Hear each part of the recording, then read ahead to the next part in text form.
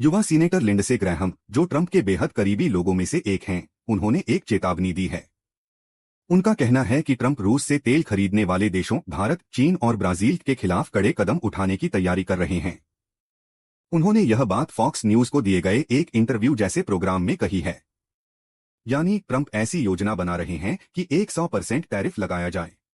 किन देशों के खिलाफ? रूस से तेल खरीदने वाले देशों के खिलाफ, खासकर भारत, ब्राजील और चीन के खिलाफ। इनका नाम उन्होंने साफ साफ लिया है। उनका बयान यह है कि ट्रंप इन देशों पर टैरिफ लगाने की सोच रहे हैं जो रूस से तेल खरीदते हैं। कारण यह बताया जा रहा है कि फिलहाल रूस से कच्चा तेल खरीदने वाले देशों में से 80% तेल ये 3 देश ही खरीद रहे हैं।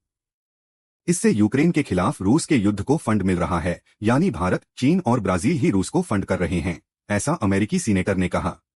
उन्होंने यह भी कहा, अगर आप राष्ट्रपति ट्रंप के खिलाफ गए या उन्हें नुकसान पहुंचाने की कोशिश की तो आपने बहुत बड़ी गलती की है। आपकी अर्थव्यवस्था को तोड़ दिया जाएगा। हम अमेरिका से यूक्रेन को हथियार देंगे और उन हथियारों से पुतिन के खिलाफ यूक्रेन युद्ध करेगा।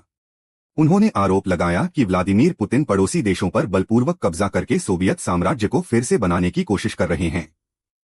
पुतिन अपनी नहीं होने वाली जमीनों को वापस लेने की कोशिश कर रहे हैं। रूसी नेता अंतर्राष्ट्रीय समझौतों का खुला उल्लंघन कर रहे हैं। 1990 के दशक के मध्य में यूक्रेन ने 1700 से ज्यादा परमाणु हथियारों को सुरक्षा गारंटी के बदले त्याग दिया था। इसका भी उन्होंने जिक्र किया और कहा कि यह रूस की संप्रभुता का सम्मान करने के लिए था। लेकिन पुतिन ने उन सभी वादों को तोड़ दिया और यूक्रेन के साथ धोखा किया। इसमें कुछ तथ्य भी हैं। सोवियत संघ के टूटने के समय स्वाभाविक रूप से हजारों परमाणु हथियार उनके पास थे। तब हर देश को एक हिस्सा मिला। सबसे बड़ा हिस्सा रूस को मिला और उसके बाद यूक्रेन के पास सबसे ज्यादा हथियार थे। चूंकि यूक्रेन के पास इतने हथियार होना दुनिया के लिए खतरा था, इसलिए अमेरिका और रूस ने मिलकर यूक्रेन पर दबाव बनाया और उन हथियारों को निष्क्रिय करवाया। इसके बदले यूक्रेन की सुरक्षा की गारंटी हमेशा के लिए अमेरिका और रूस ने दी। लेकिन बाद में रूस पीछे हट गया, यह हम जानते हैं। इसका कारण अमेरिका भी है, क्योंकि यूक्रेन ने तटस्थ रहने के बजाय यूरोप और अमेरिका के करीब जाने और नाटो में शामिल होने की कोशिश की, जिसके कारण रूस भड़क गया। जो भी हो, वह बीती बातें हैं। आज इस युद्ध का कारण यूक्रेन और अमेरिका दोनों को माना जा रहा है। नाटो की कोई खास प्रासंगिकता नहीं थी, लेकिन यूक्रेन का नाटो में शामिल होने का प्रयास ही इस स्थिति का कारण बना। रूस के साथ अच्छे संबंधों वाला देश था यूक्रेन, लेकिन अमेरिका और पश्चिमी देशों ने मिलकर वहां की राजनीतिक व्यवस्था और सरकार को गिरा दिया और राष्ट्रपति को देश छोड़कर भागना पड़ा। अब वहां जो सरकार और राष्ट्रपति हैं, उन्हें वही पश्चिमी ताकतें लेकर आईं, तो स्वाभाविक है कि वे रूस के खिलाफ होंगे। इसीलिए यह युद्ध हुआ। अब ट्रंप के सबसे करीबी व्यक्ति ने यह कहा है कि रूस का युद्ध भारत, चीन और ब्राजील के पैसों से चल रहा है। रूस की फंडिंग यानी पैसा इन्हीं देशों से आता है और इसी से रूस यूक्रेन और मूल रूप से अमेरिका के खिलाफ युद्ध कर रहा है। इसलिए रूस का तेल खरीदने वाले इन 3 देशों पर प्रतिबंध लगाने की धमकी दी जा रही है। लेकिन भारत के लिए यह स्थिति है कि हमें इसका सामना करना ही होगा।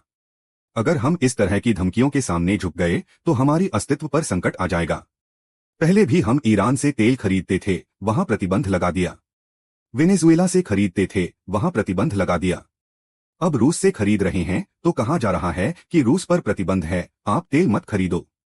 यह संभव नहीं है। हमारे देश का अस्तित्व हमारी पहली प्राथमिकता है। अमेरिका पाकिस्तान की मदद नहीं करता क्या?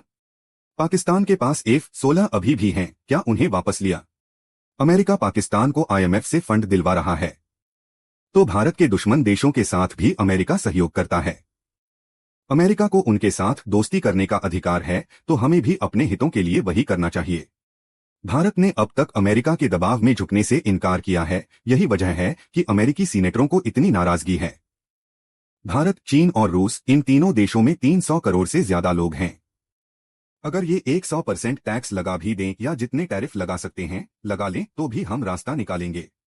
संकट आने पर ही नए समाधान निकलते हैं। हमें भी इस संकट को विकास की सीढ़ी की तरह देखना चाहिए। चीन ने कहा कि वे हमें रेयर अर्थ एलिमेंट्स नहीं देंगे। हमने कहा ठीक है, हम कहीं और से ढूंढेंगे।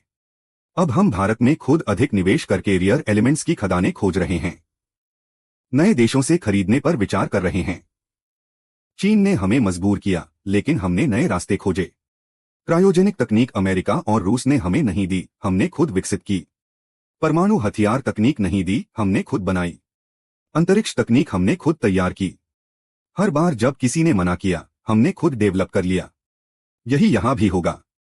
अगर अमेरिका प्रतिबंध लगाता है और उसमें ताकत है तो लगाए, लेकिन मुझे नहीं लगता कि उनके पास इतनी ताकत है। अगर लगाया भी तो हम नए समाधान ढूंढेंगे। बड़ी ताकतें ऐसे ही दुनिया में बनी हैं। इसलिए भारत ऐसी धमकियों के आगे झुकने वाला नहीं है। हमारे लिए देश का हित सबसे पहले है। रूस यूक्रेन युद्ध या अमेरिका रूस के झगड़े उनका मामला है। यह हमारा मुद्दा नहीं है। एक और वीडियो के साथ फिर मिलेंगे।